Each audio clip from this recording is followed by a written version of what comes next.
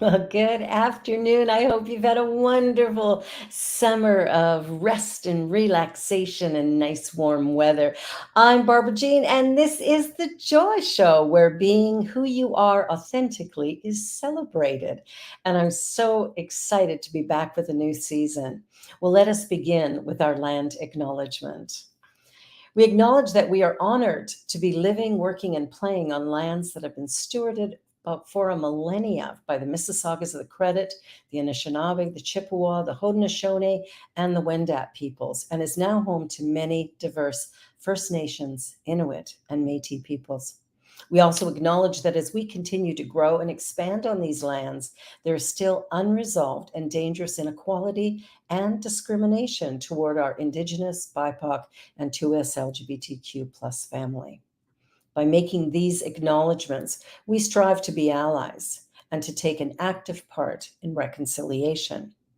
We recognize our oneness, we realize our history, and we choose to create a new reality. We are one. Well, I am so excited today to have with me the remarkable Pat Clarkson and her work, Mindful Retirement. This is focusing on the transition stage of moving from work life structure to retirement life structure. Hmm, I'll tell you. Well, she's got some great information for us because I don't think we plan so well for this stage of life. Help me to welcome Pat. Hey, I'm so Hi, glad you Betsy. said How are yes. you? I am very good. I am very good. It has been a week. It's been a summer of change and move. And so tell us about this idea of mindful retirement. I mean, where did that come from? Oh, well, I retired a few years ago and I thought, oh, I've caught the brass ring on the merry-go-round and I've got the free ride. And I put my watch in my dresser drawer and I canceled my cell phone. Oh, I no more work calls for me. And after the, I guess you call it honeymoon stage, the fun of being absolute freedom, time was I had so much time walking, but I couldn't walk all day. yeah. So I went back to school for 3 years. And Okay.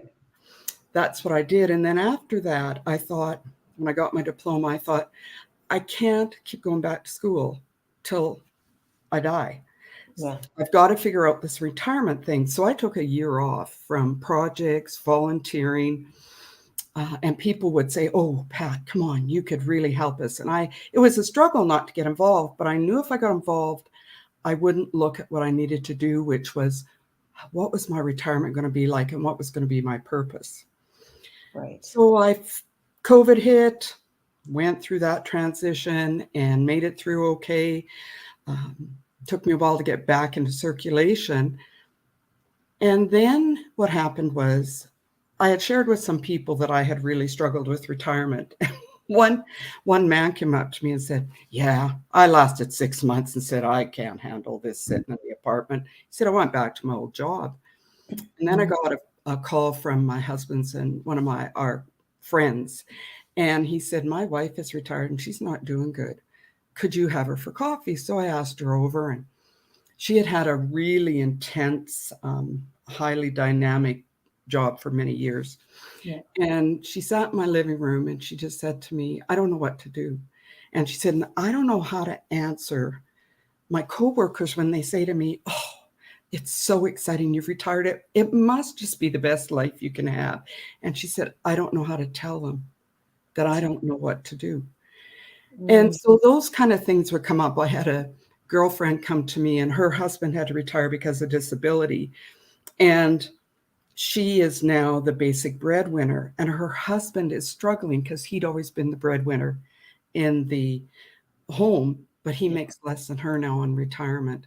So these things were popping up, and I turned 70 this year, and I thought, and I had a corporate job for just Mhm. under 25 years, and then resigned to start my own business. So I had been an entrepreneur, but I thought, am I to start a business at 70? So it was the big question, like 70. And so I have a really strong spiritual background. So I said to the universe, if I am to start this business, you're going to have to give me a sign, and it's going to have to be a sign that I know there's no doubt, because I am 70. So I went for a walk last November. We'd had snow already, but it was a beautiful winter day. And I went for a walk, and this woman who I've never met before was walking down the street towards me. And I said, "Oh, hi, how are you today?" And with great anguish, she said, "I'm supposed to retire, and my kids want me to babysit. They're so excited because now I can work Monday to Friday for them babysitting." And she looked at me, Barb, and she said, "I don't want to babysit." And then the kind of the tears came, and she said, "I'm not retiring." And she turned around and walked away. I have no idea who she is, never saw her again. And I just looked at the universe, up at the universe, and said, I guess I am to create a business about helping people to retire. Well, and it's such an interesting topic because, like you say, people think, oh, yeah, work has ended. I can sleep Yes. in. I mean, nobody at our age sleeps in. Not that No. I know of anyway. It seems like we have trouble sleeping more than 4 hours. So Right. there's always something interrupting it. And there's this idea that somehow, life is going to be a life of leisure, but it doesn't tend to be that because sometimes there isn't enough money. Yes. Other times it's like you say, what am I going to do?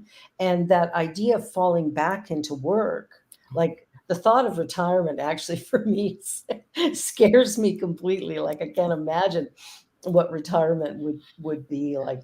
That just baffles my mind completely. And then I hear of all these people who retire and then within 6 months to a year die. Yes. Uh, Yes.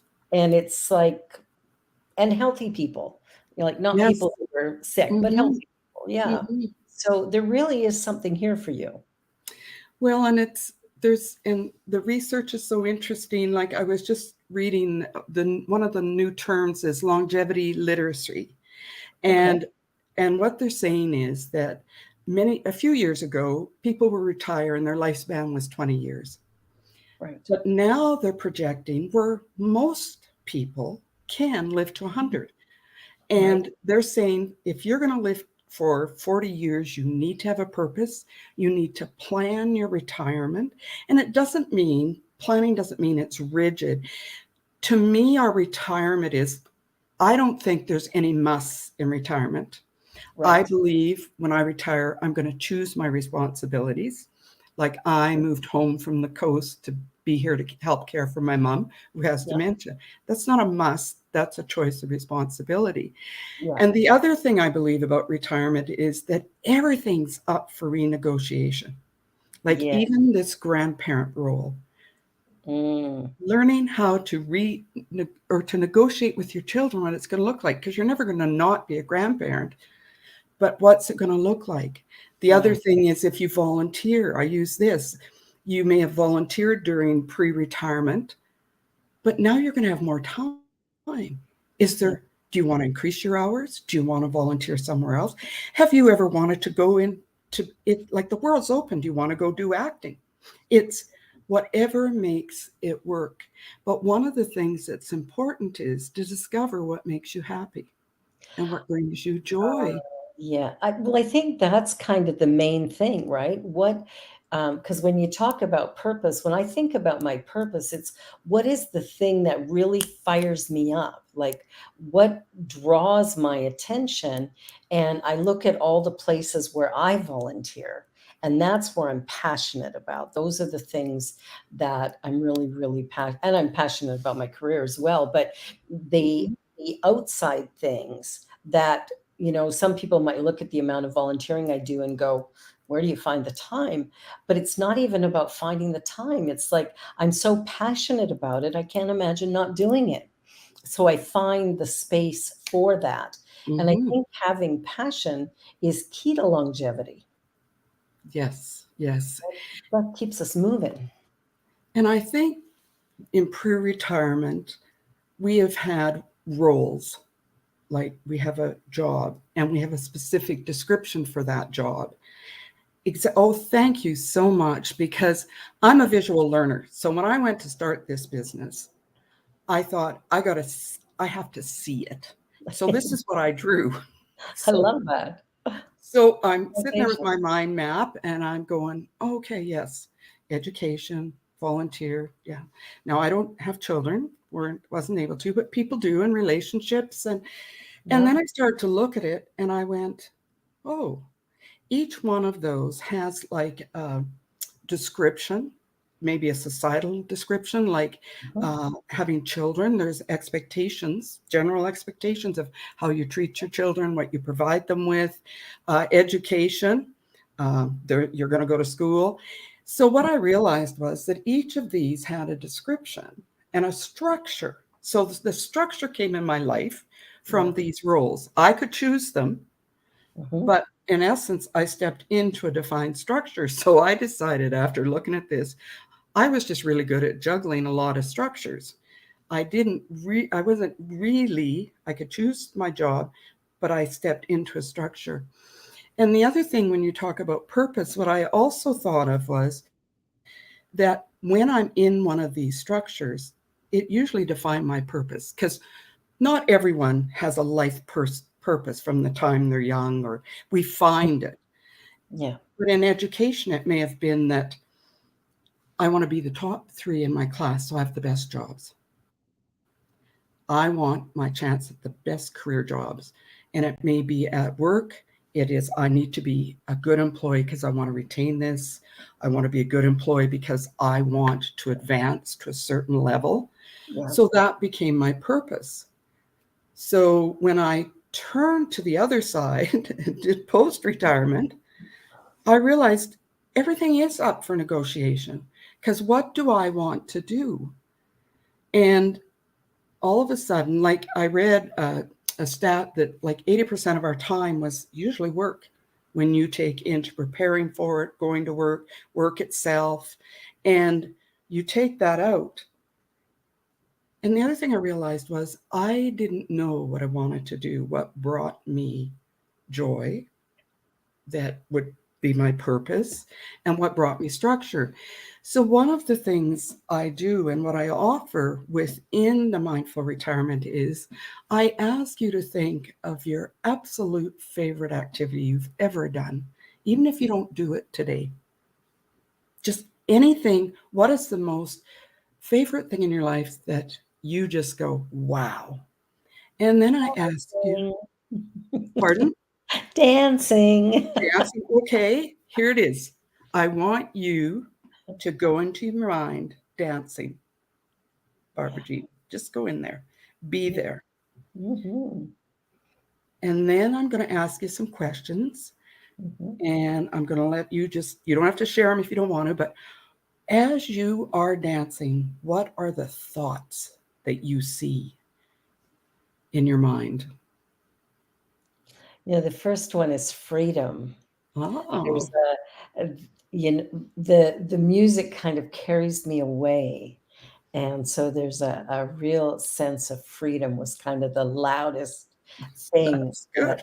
that popped up for me was, and I can't tell you the last time I danced. Oh, well. Okay, so the next question I'd ask you as you're on the dance floor in your mind is, Mm, what are the emotions you are feeling as you mhm. are dancing? And of course, the biggest one is joy.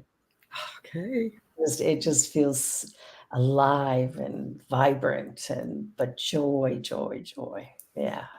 Okay. And then I have one more question for you, which is, Okay. so back in the dancing, Mhm. what are the body sensations you are experiencing? What's your body saying to you? Oh, yes, yes, yes. Because I think one of the greatest challenges we get into that retirement age is we slow down, but I don't think we have to. No, we don't. I don't think we have to, and I think that's one of those stories that we've told ourselves or we've been told, and I think that's Because when I start dancing, because I haven't been doing it, I'm sure if I get up and start dancing right now, I'm going to be feeling a little tired fairly quickly, where I used to be able to dance all night. But if I did it every day, even Mhm. 5, 10 minutes, but the minute music comes on, I'm tapping my toes, I'm snapping my fingers, I'm singing along. Like I'm just, it really revs me up. So that's a Yes. great exercise. I like Well, that. but I'm not done. I'm going to tell Oh, you the okay. second part because some Yeah. of us cannot do maybe what we want anymore Right. for Yes. whatever reason. Mhm. And so what I have is so I have a worksheet that you can fill in your answers there. And then I give you another worksheet, and it's about the possibilities. Because once Mm. mindful retirement is based on you need to become aware. You need to become aware of retirement, some of the processes that can help you. But then you have possibilities. So on this worksheet, you have a column called possibilities, and then Yeah. you have a column called um, thoughts, and then feelings, and then body sensation, and then Mm. comments. And then I just say to you, what are some things you'd like to try? Just brainstorm, blue sky, you list them down the possibilities. And Mm. then let's say you want to try one. So I say, you got to research, you got to try it. So I'll tell you what I tried. I tried Tai Chi. I went for a year, and I'd always imagined myself on the ocean, right on the shore. And Yeah. I went for a year, and I could never remember beyond the first move. And I went for a year because you're supposed to no. But what did I get out of it? And this is why the comments. I got a mother and daughter friends that had me over for Christmas dinner because I wasn't able to make it home to Saskatchewan. Oh. The other thing I tried was pottery. Well, Okay. let's I did ceramics well when I was young, so I thought pottery'd be no. So I'm so glad I have a best friend who took one of my pieces and showed it in her kitchen for years until I took it back. And she'd say, "Oh, my best friend gave that to me." And I go, but what I did discover I love is I love going to the gym and lifting weights. I did, and Mm. if you had told me that, so what you do is you choose one, you experience it, and then you look at your thoughts, your feelings, and your body sensation, and say, did I get any of those? We'll never have 100% of those because dancing is your passion. Yeah. But if we can find some that give us some of one of them, even a couple of them, Yeah. we're going to have more joy in our life in retirement. And for me, it's the gym. The Oh, gym really does, and, I'll have my headphones on with either music or a podcast, and, yeah, the gym really, until I got into my move, I was going to the gym 6 days a week, mhm. and since my move, just trying to get the house organized, set up, all that, I haven't gone back, so I've gotta go back because I really, really love going to the gym. You mentioned something about as we get older, we slow down. Yeah. One of the personal things I discovered, I went to care for my elderly uncle who has Parkinson's, so his family, who he lives with, could go to Disneyland. Mhm. The first morning I get up and I get in this young couple's bathtub. There's no railing. There's not even a soap dish to hang on to. And Yeah, I thought, I don't know if I can do my feet or I'll fall. So the yeah, next morning I decided I just stuck my feet under the shower and said, that's all you're going to get the whole week I'm here because I'm too afraid. And yeah, I thought, they don't have any railings or anything to hang on because they're fearless. And I used to be fearless. yeah, And then I thought about it and I thought, I still am. It's just different. Fearless to me is acknowledging what's going to help me in my retirement to be fearless. yeah, So I went and had the little bit of vitamins and meds I take bubble packed, yeah, saving me time. I don't have to sit and count. I just do it. I'm yeah, going to get myself a lifeline because I'm a widow and I live alone so right, that I can have the freedom. So exactly. so I went downstairs and said to my uncle who has Parkinson's, just what I shared with you. And he looked at Yeah. me and he said, you're right. Because he's living fearlessly every time he gets up to walk with his walker. And Yes, he feels so good because he can still get around. yeah, So Yeah, I'm still fearless and I'm 70. So, yeah. Oh, I love that. I love because I think that idea of fearlessness, it's really about the courage to really do what we know we can, to have the sense to acknowledge that maybe there's some things we can't, but there's other ways of doing it. And like when I had my double hip replacements, it's like, I was walking with a walker. And a lot of people my age would have thought, I'd be embarrassed to walk with a walker, but I wasn't at all. It was like, no, Mhm. I have to move, and the only way I can do it is with a walker right now. And now, of course, I'm free of all that, so I'm like super grateful. But it's that journey of acknowledging and having the courage to try rather than just to shut down because it's like, Mhm. oh, I don't know if I can. It's like, what can I do? So, Yes. yeah, that's Yeah. awesome. I love that. Us. Us. So the other thing is in retirement, I think I went to 20 years ago, I went to a retirement talk, and the speaker said that we are given a gift of time in retirement. Mhm, We know that it's the last phase of our life, mhm, but he said it is a gift of time. And I believe it is also, and many people don't get to experience it. So it's a precious gift. And we come into it with our experience and wisdom. yes. People used to say to me, "Do you want to be a teenager? Don't you want to be a teenager every day?" And I go, "Oh, no, thanks."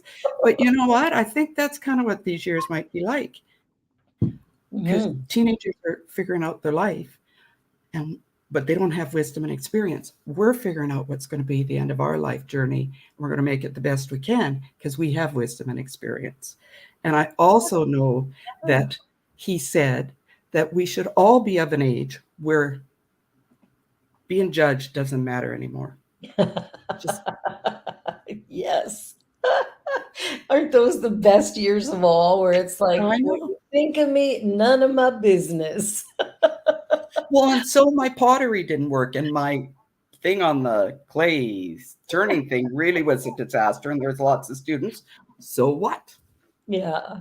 Oh, I love that. I love that because that's I think that for me is the biggest win, at the age that I'm at, because I'm 66 now, Hmm. and it's like looking at life through a different lens. It's like Yes. what you think of me, number one, is none of my business because frankly, it has nothing to do with me. What you think of me is your projection onto me of what's comfortable for you or what you believe about life. So really, so I look at teenagers and stuff today and I'm like, if I could tell you two things, one is you'll probably never look better than you do right now. So love yourself. And secondly, what anybody says about you or thinks about you has got nothing to do with you. And yet, of course, I say that, but they don't really believe me.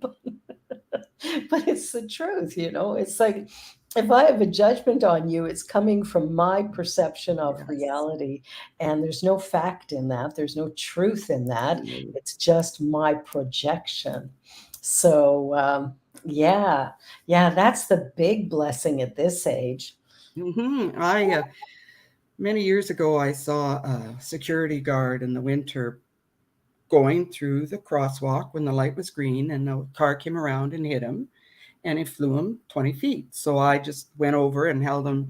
He wanted to get up, and I said, "Don't, please don't get up." And then we happened to have a nurse and a doctor. And at that point, I swore, at the age of 80, I'm getting a club, like a nice looking stick, but it's still a club. And every time somebody comes into the crosswalk, I'm going to hit the car because I don't think they'll come after an 80-year-old woman. So I remember that way back when, saying, when I'm 80, I'm going to be there waiting for these people that come through on a green, red light when somebody's walking. So yeah, so Well, I have in my workbook I put a picture of a woman, quite an elderly woman, with that and said, "That's well, mine." it happens a lot, and they've changed the lights here in Toronto a little bit. That when the lights turn red, um, they don't turn green for the other traffic right Oh, away, but the walk light goes first. and everything is still red, and the walk light has a couple of seconds. The other thing is they made a rule which nobody's following, but if you enter a crosswalk with your vehicle and there's a pedestrian in it, doesn't matter if they're 1 foot from the other side, there's, I think, $150 fine Mhm. for simply entering a crosswalk while there's a pedestrian in it. Mhm. Anywhere along the way. So I know they're trying to, because of course here in Toronto, there's a lot of accidents like that. And I've Yes. known people who've been hit and who spend like a year in recovery trying to get over the injuries just because somebody came flying Mhm. through and didn't Yes. pay attention. So yeah, I don't blame you. Carry a big stick and keep walking. Oh, I love that. I love that. Well, we're going to take a little commercial break here, and then we're going to be right back. So stick around. You're watching The Joy Show on the New Thought Media Network, and my remarkable guest, Pat Clarkson. We'll be back.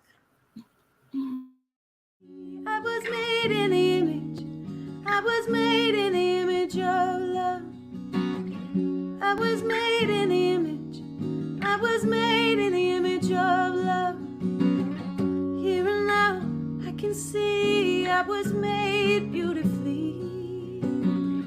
I was made in the image. I was made in the image of love. Wish we'd all stop acting like we're strangers if we could see underneath. We are one family, and it don't matter where you come from. Every heart beats to the rhythm of one love, one love, one love. Every heart beats to the rhythm of one love. Every heart beats to the rhythm of one. Watch me change when you change the way you look at things. The things you look at change. When you change the way you look at things, the things you look at change. When you change the way you look at things, the things you look at change. When you change the way you look at things, the things you look at change.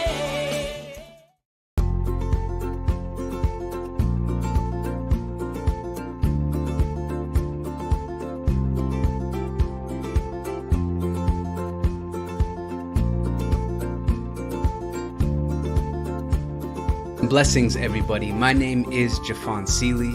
Could you imagine what is actually possible when we start honoring and recognizing our inherent worth, realizing that we are that which is assisting and co-creating our experience? And with that understanding, start recognizing that every human, every individual, everything that we interact with reflects that same inherent worth. It's not about an adventure, it's about the atmosphere of the consciousness of adventure, the lifestyle of adventure. How many people would say that their lifestyle is adventurous?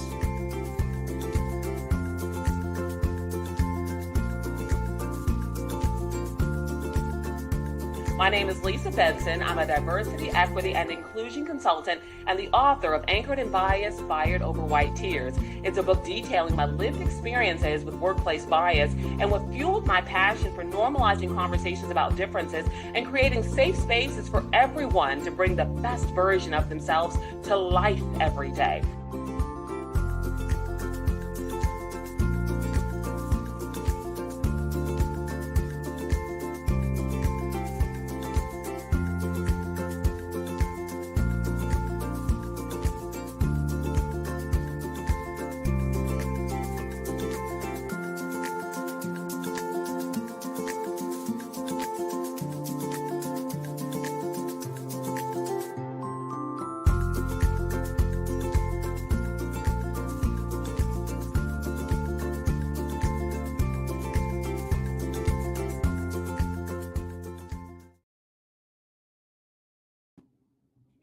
And welcome back. I'm Barbara Jean, and this is my incredible guest, Pat Clarkson. And oh, it was so great to see that new labyrinth at Unity Village. I was Mhm. watching the gentleman build that a year ago Are you? in the like 40-degree heat, and he's out there laying each stone with such precision and such love, and it was remarkable to watch. I couldn't stand out there for as long as him, but he was working in it. And then when I was there this year, it was all complete and it's Mm. spectacular. So next steps. I mean, what can people expect if they, if they log onto your website and they have some questions and they want to reach out to you? What is what is it that you do? What kind of things can they look forward to? I have developed processes to, just like the one we went through, to help people work through the issues, because purpose is a major one. Like, what's going to get me out in the morning? Because that does occur at some point. Legacy. I've discovered that Oh, the people I've been talking to see legacy as financial, and it's it is an important part of this. But legacy occurs while you're still living. And for right. them, it's been an eye opening that part of their legacy is the gifts of themselves and the values they bring, who they are.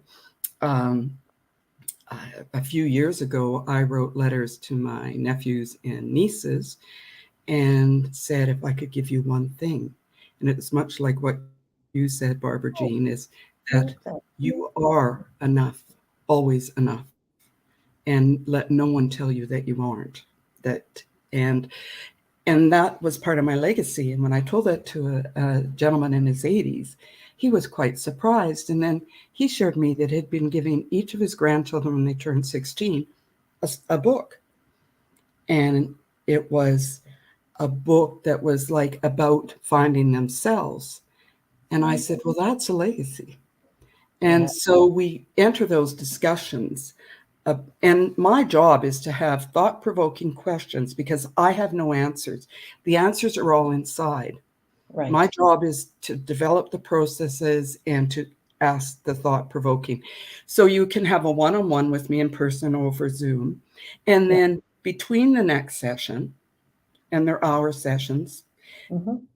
there's access to me via email, text, and I just come back with more questions, because that's, as people start to go within, they kind of pause and take a look. And like someone said to me, oh, this person likes me because I'm just really nice.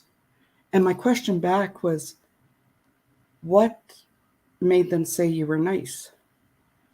And then they said, well, I always let them come talk to me because they had someone was bullying them at work. I said, oh, okay. And why would that be nice? And the person finally looked at me. She said, I make spaces safe for people to come to me. I don't judge them. Now, it started out with, I'm nice. But when we realized that inside, that like the look on our face was like, that's me. Because so much of our pre retirement, in many ways, is focused externally. But within us are so many gifts that, oh, okay, okay. And Yeah. yeah, I think, the way you ask the questions and uh, allow for that space for a person to come to their own answer, because the mhm, truth is, no one knows you, nobody knows me except us, hopefully. mhm, And most often we mhm, don't know ourselves. We've got all these veils from all these people who said, well, you can do this and you can't do that, and this is right and that's wrong. And so we get all confused. But the answers are all inside us. mhm. Oh, I love that.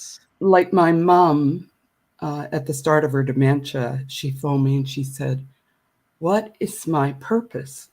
Like, her whole life had been spiritual based and, an involvement in that. But so we talked.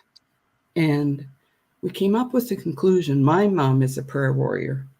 When she was Mm, in the church, she was on a prayer team. yeah. And then now, even in her dementia, I will phone her and say, Mom, I need prayers.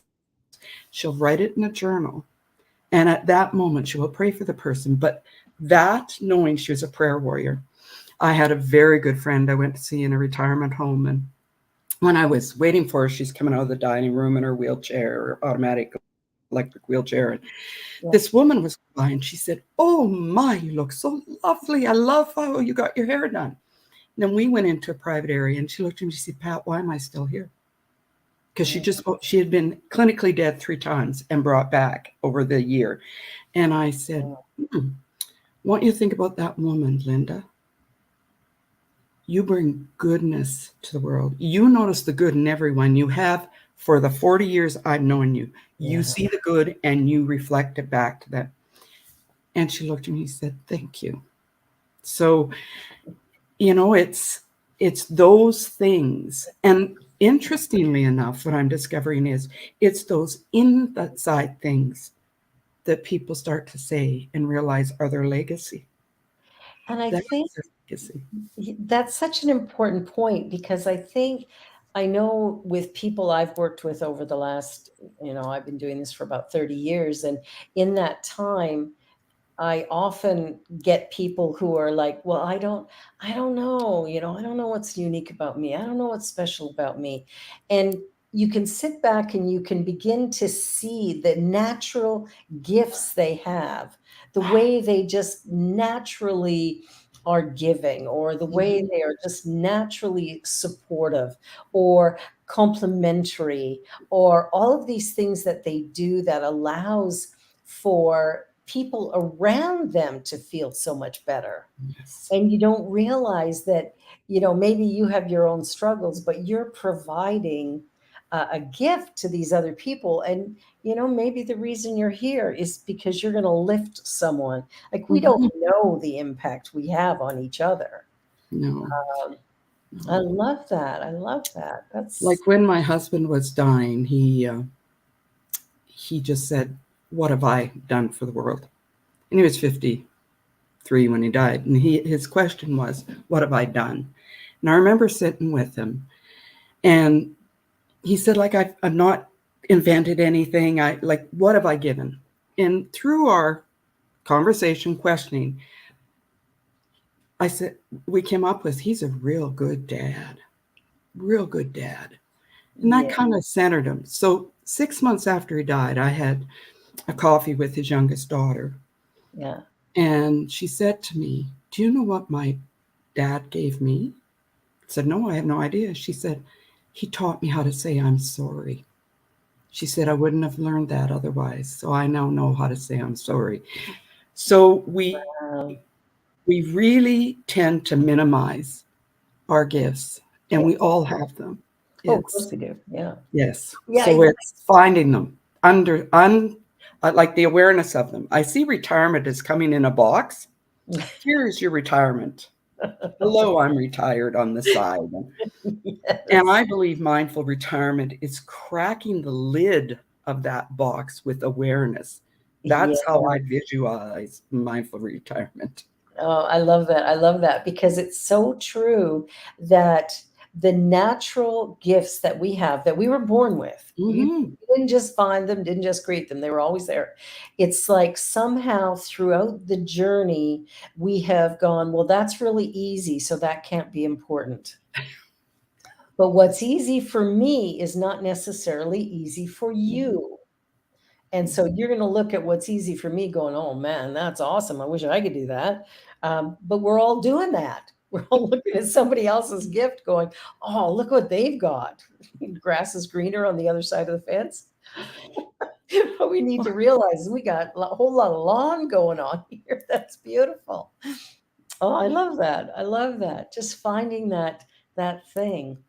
I think of my youngest daughter, who, my husband was the main caregiver because my work has always been so intense, and she has a very lovely nature. She's very like she's fierce and she's committed and she is absolutely an activist, but everything she does with this tender, clear, respectful way. And he taught her, well, even when she was little, like we started at about 8 months old teaching her sign language. And we taught her please and thank you were some of the first things that she was taught.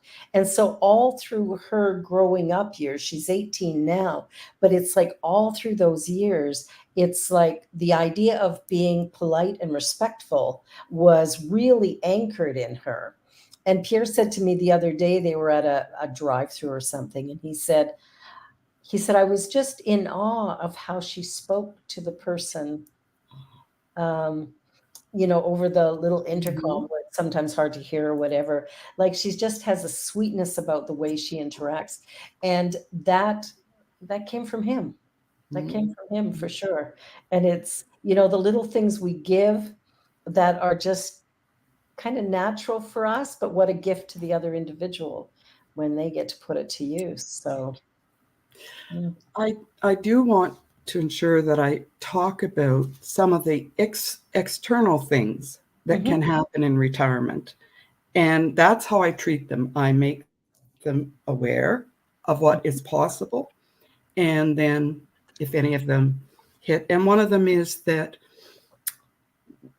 uh, it's kind of a loss of friendship, a work friendship with our colleagues. It isn't that they aren't your friends anymore, but when you're working with them, you are going for coffee, you're part of the organization you work for, it becomes more intimate. And Yes, when you leave, they're not you're not part of it anymore. So there can be a shift in friendships. yes. As I said, the spouse that's retired and the other spouse that's still working, it can also be learning to live together again. Yeah. Um, it's very hard if you've had a position of authority or um, a really important job that sometimes you wonder who you are. I had one man say to me, Mm. he said, and he's created his own very successful business. And he said, I retire and I go to Coffee Row and I meet someone and they say, well, what do you do? He said, how do I answer that? Because our identity is tied to it. Tied to the profession. Yeah. So there's things like that that I make them aware of so that they can, if they're experiencing that, you can go get help and work through it or whatever. But we do focus on that in one of the sessions, just make them aware. Well, that's so important because we do define ourselves by the roles that we hold. You Hmm. ask somebody, oh, tell me what you do. Well, immediately we go to work. And if we're not employed somewhere, there's even women who or men who are the caregivers of the family, the raising the children or Yes. whatever. It'll be, well, I don't do anything. I'm sorry. You do more than the one who's at work, probably. But there's that idea of, I have to do something outside of the house to give it meaning or worth or value, Mhm, which, we need to change that idea. But mhm, I think we do define ourselves by what we do rather than who we actually are. mhm, And mhm. that must be part of that shift in retirement is going, really, who am Mm, I when I take the label off or take the that's job right. out of the mix? Who am I? Like when I found that label that said, "Hello, I'm retired," I took it and I took a red line across it and wrote the word, "Hello, I am alive." So one of the things I'm going to ask people is, when you're done all this, Ah, 'cause, and what are you going to be? Write it. But mindful retirement has basically three sections. It's the structure, actually working on the structure that we were focusing on, the transition, legacy, and purpose. And a lot of people, not a lot of people, but some have dealt with one or two of those. So they only have to take that one module. yeah. And it's I call it, where is the pain point at that moment? Well, and that's an interesting topic about the pain point, Mm-hmm. because I think anytime we interrupt our natural flow, the way we're accustomed, we're quite habitual. Mhm. As much as we might be looking forward to change, when the change happens, we're not necessarily as excited about it. And I Mhm. think acknowledging that there's discomfort and that that's natural. Yes, yes, um, very much so. My very first client came with an issue that had nothing to do really with retirement. Hmm. But I think the pain had got so great. I had been recommended, and I think he thought, and what came out of it was just amazing. I don't think he expected to discover what was within him. Yeah. And I certainly don't have the answers, but and he did every exercise. He kept emailing me and I kept answering with more questions. And it was profound Yeah. what occurred for him. I love And that. When mhm, we're willing to ask questions rather than tell people what to do. yes. Yeah. Oh, yes. That's been a learning. I must share that I'm the oldest of three girls. Yeah. And I took that role very seriously. And I very much judged my sisters that both of them, they didn't know what they were doing with their life. So it was very controlling. I call myself Hang 'em Harriet. I judge them, execute them, like. So when I realized what I'd done in my 30s, I wrote each of them a letter acknowledging how I had treated them and how wrong I had been, and that I had not allowed them to live their own lives. Then, many years later, I found a placard that said, I'm your sister and there's nothing you can do about it. But it did shake me up a little when they both hung it in their living rooms. It was like the first thing you would say when you walked in. But yeah, so I've really worked on hang 'em there. Just But I think that sort of happens, right? Because I think even our parents have expectations. Well, you're the oh, oldest. You're the oldest, so you should know. yes. You're the Hmm. oldest, so or you're the youngest, so here's the rules for you. I think there is kind of that energy in there, that expectations of parents, that Yes, I agree. we perform our roles. Yes, yes, yes. And I Get readily past assumed it. it, but yeah, no, so they had that sign up. So Oh, I I love that. just I just drove my sister. She's moved, and it was a 5-day trip to. I drove her down there with her dogs, and she said, "I wouldn't have done this with you 5 years ago." So I know I'm getting better every day, and it Yeah. was delightful. I think that's been one of my great blessings in ministry, is learning to shut up and listen. Mhm. Because talking is easy. Formulating answers while the other person's sharing, wanting to be right. Mhm.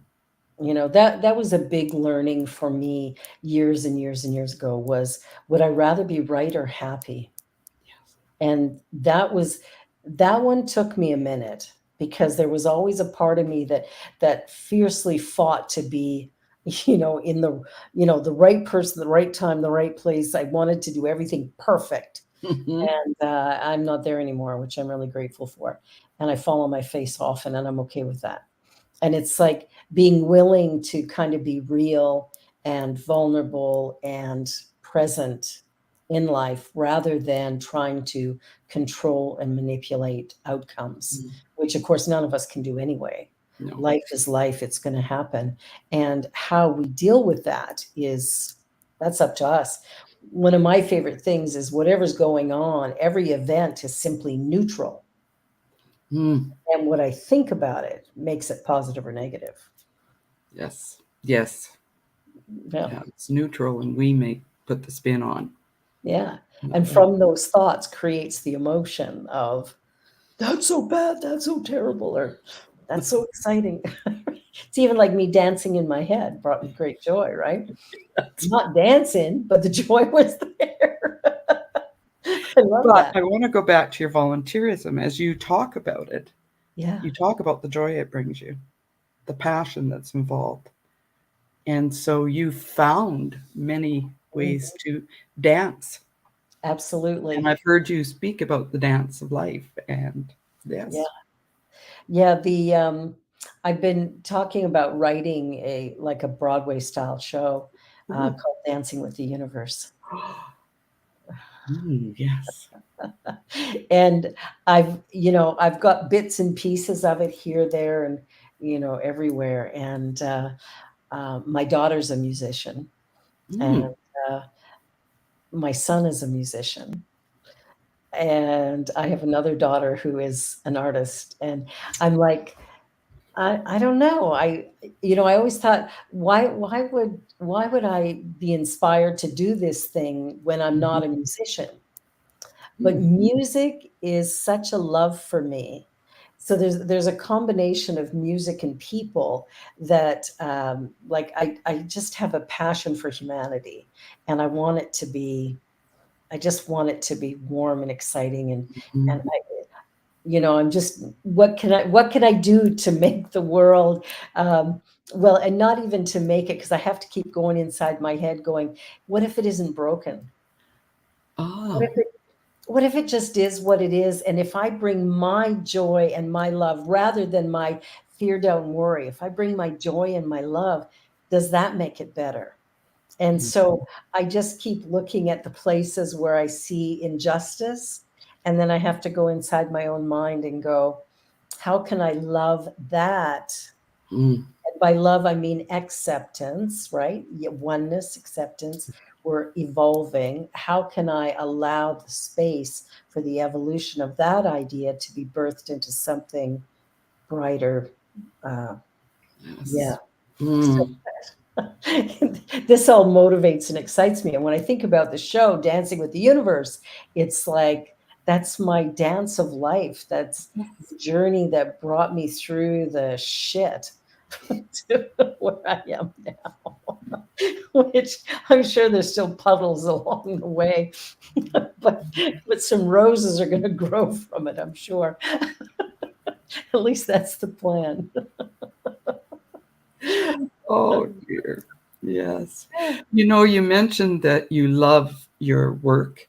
Yeah. I was again doing some research, and it's called Bridging Experience, and it started before the COVID, and retirees are choosing to continue to work part-time, consulting, Mhm. and they were filling the gap in employment, and then COVID hit and it all dropped. And this professor was talking about that it's starting again, but he said if we hadn't had COVID, we would not be struggling with this employment issue, because he said the retirees were really enjoying the bridging experience. Like, you don't have to have this celebration and then you're done. Yeah. And I'm quite enjoying what I'm doing. It took me a couple months to get into it, but I'm really enjoying it because I enjoyed when I had my own business and was working with people.